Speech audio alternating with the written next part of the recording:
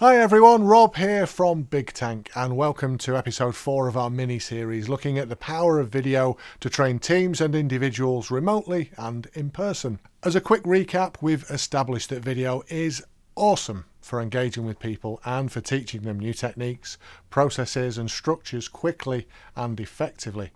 And one of the most convenient features of video content for training is in just how flexible it can be in terms of duration, audience suitability and relevance, and accessibility. But as ever, there are a few considerations to look at to make sure your video content is as engaging and effective as it can be. And some of those you might not automatically think of, but firstly, what device is your content going to be shown on?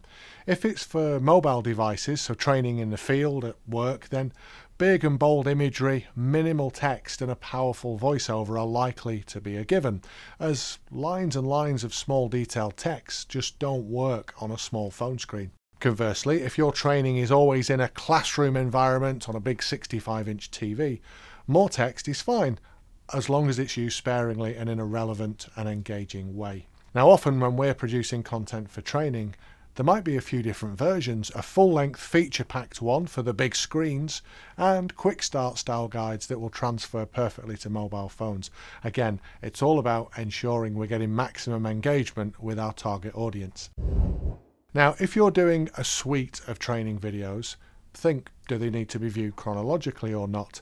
If they do, setting up the videos as a playlist on YouTube or Vimeo can really help the audience see the training content in the right order, as each film will play automatically one after the other. Though you can of course pause a playlist if there needs to be a Q&A session or a classroom interaction in between each film. The key thing across the board though is to make sure your content is as accessible as it needs to be for your audience to engage with it. And I say as it needs to be, as there may be some content that will live in the public domain, such as fitting instructions for a shower unit that you'll want to be available to all of your e-commerce customers. And there may be content that you might want to track who is watching it via a QR code or a website login.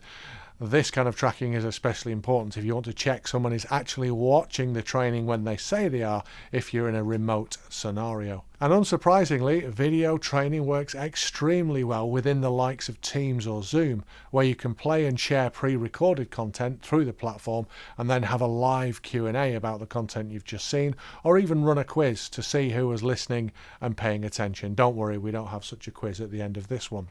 Or do we? Essentially, whatever scenario you might immediately think of will be right for your training content, such as a classroom, a YouTube channel, or live interactive streams, it's always worth looking at what other opportunities there are to get this content in front of your audience so that they can quickly and effectively be better, safer, and sometimes quicker at carrying out specific tasks.